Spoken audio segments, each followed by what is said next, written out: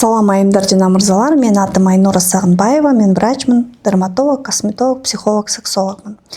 Жакында YouTube каналга мындай суроо келиптир да.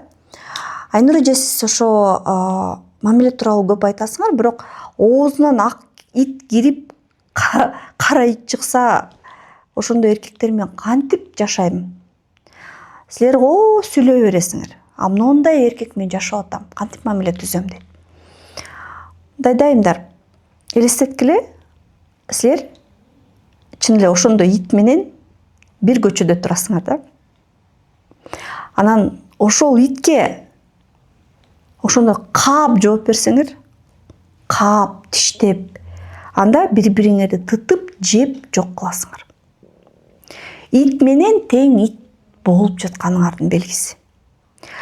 А бирок кандай жаман ит болсо дагы күнүгө нан берип атып, күнүгө эт берип атып, күнүгө сылап атып, өзүңөргө көндүрсөңөр болот да, туурабы? Мындай логикалык жактан деле ойлонуп көрсөңөр. Силер жаңы үйлөнгөндө жолдошуңардын мамилеси ушундай беле? Ит сыяктуу беле? Андай эмес болуш керек. Балким ооба жакшы карабагандыр, балким кам көрбөгөндүр, бирок башында эмне бар болчу? Бири-бириңер жакшы билчү эмессиңер. Башында бири-бириңердин ортоңордо дистанция жана сый бар болчу. Именно ушул сый эки адамдын союзун узакка созот.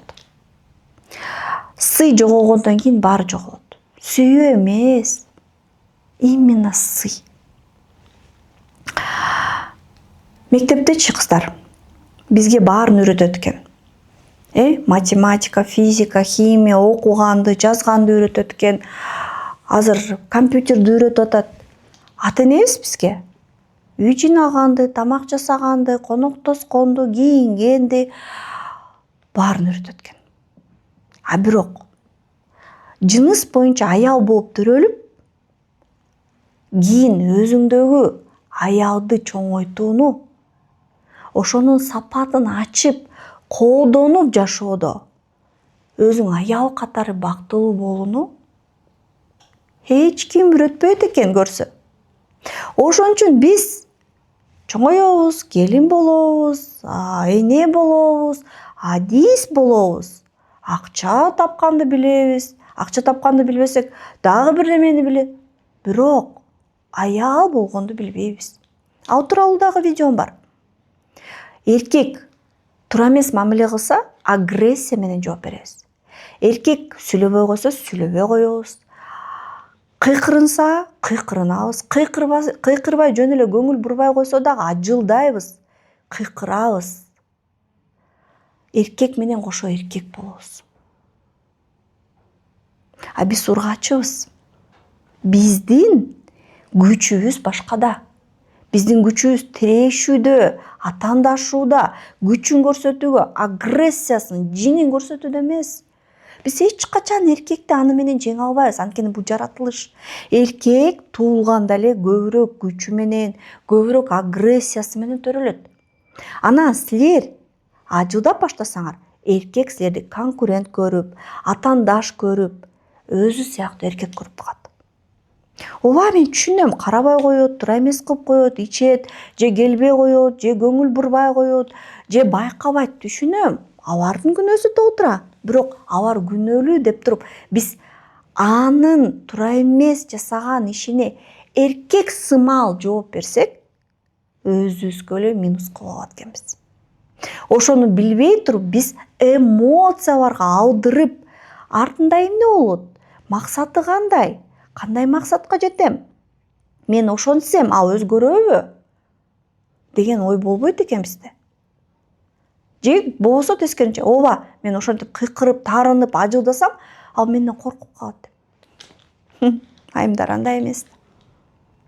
Аял болууну үйрөтүү, аялдык сапатты үйрөтүү, аялдык күчтү колдонууну үйрөтүү бул эмне? Бул аял катары эркектин агрессиясына башкача жооп кайтаруу.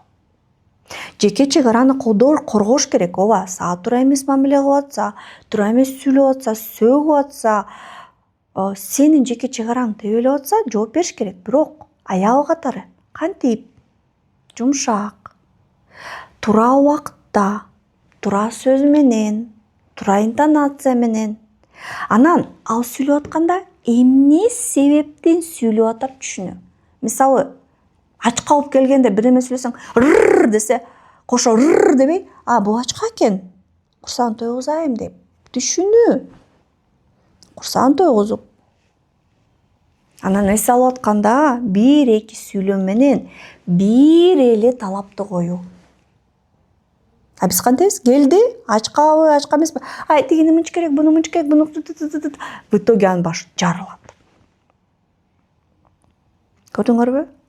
Аябы катары анын психологиясын изилдеп, ага подходдап, туура сүйлөп, убагы менен сүйлөп, керек болсо үндү туура чыгарып, керек болсо кийимибизди башкача кылып. Жеке чыгара койгондо, ошондо дагы өзүңөрдүн жеке чыгараңарды тык деп тура коюп. Ошондо оозунан агыт кирип, кара ит чыкпайт. Ошондо силер ушундай үй бүлөлүк кризиске жетпейсиңер. Ал тууралуу менин китебимде көп жазылган. Эң пайдалуу кеңештер менин китебимде «Кызга 40 үйдөн тыюу же» деген китепте. Видео кызыктуу болсо лайк басып койгула, комментарий жазгыла, суроолоруңарга жооп берем.